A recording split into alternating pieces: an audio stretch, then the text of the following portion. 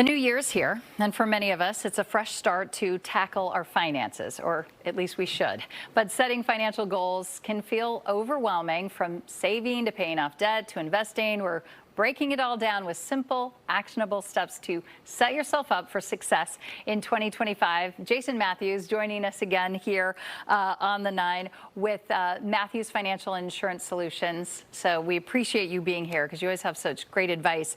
Starting with that, I think something that everyone juggles is the balance, finding the good balance between saving, paying off debt, and investing. Do you have a percentage that we should keep in mind for, like, a percentage of our income? What do you suggest? Yes, great question. So what I would say is you want to break it down. I make things simple. So what you want to do is break them down in threes. So you want to break down your paying down your debt in 1/3, building up your savings in 1/3, and doing your investments in 1/3. Now, once you get your savings up to 3 to 6 months, depends on your job cycle. Once you get that up, then you get out of the savings part, and then you start investing that money after you hit that 3 to 6 months emergency savings that you should have. Okay, 1/3, 1/3, 1/3. That is easy. Okay, that's simple. I mean, right. not easy to do necessarily, but good to keep in mind. Okay. This is something that I definitely struggled with when my kids were younger, and I know a lot of people with younger kids struggle with saving for retirement, saving for college education. What's the priority? Oh, so I always say is when you go to the bank, right? When you go to the bank, you have the person who give you a student loan. You have the person who give you a home loan, but you don't have anybody who give you a retirement loan at all. So with that being said is when it's time to retire, there's nobody who's going to save you. So your priority always has to be your own retirement first, then your kids' college and savings for their college at that point. Okay, worry about that later.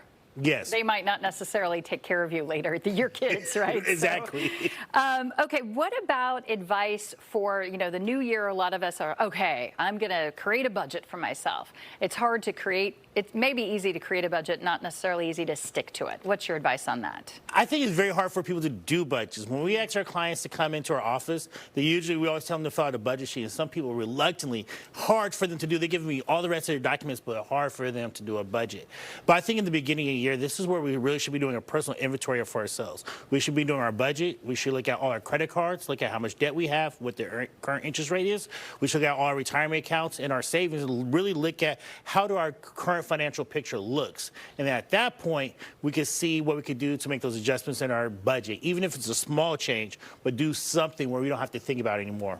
So if people haven't set up a budget for themselves, like what is the beginning? What do you do? Like, okay, hey, here's how much we're going to spend on groceries. Like, do you start with the necessities and then maybe put aside vacation? Like, what does a budget look like? A good budget look like? A good budget is, first, let's take care of the necessities. How much is my mortgage, my rent? How much I'm paying for food? How much is gas? How much is to keep the lights on every day? And the water, and those basic things. So what we want to say is, ideally, you want to have 50 to 60% of your income goes to your various necessities. Another 20 or 30 should go for any extras, and the rest be going towards your saving and investing at that point.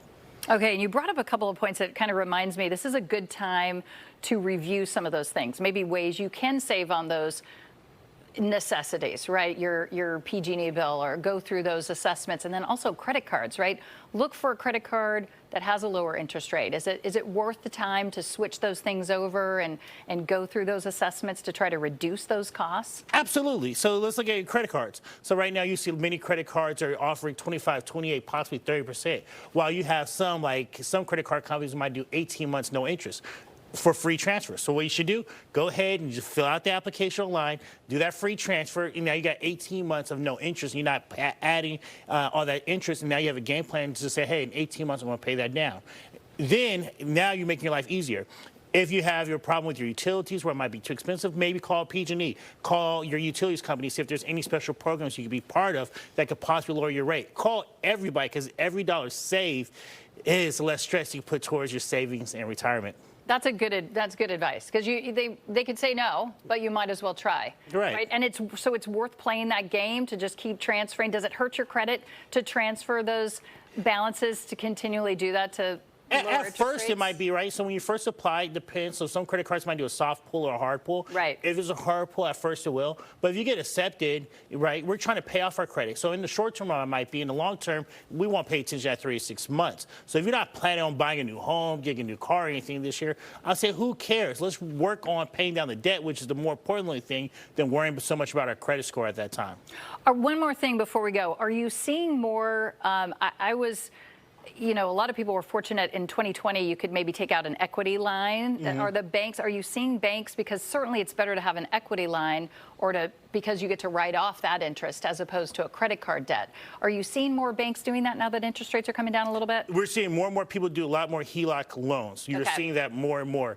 People don't want to get rid of their 3%, 4% interest. I think 60% of homeowners have a 4% or less interest rate, and they don't want to give that up. So what you're seeing is more increase in HELOC loans for them to pull out some of that equity out of their homes. Okay, so the equity loans on your home. All right, great. Jason Matthews from Matthews Financial Insurance Solutions, thank you so much. Great advice. Always great to have you here. Thank you for having me. All right, good luck on that New Year's budget.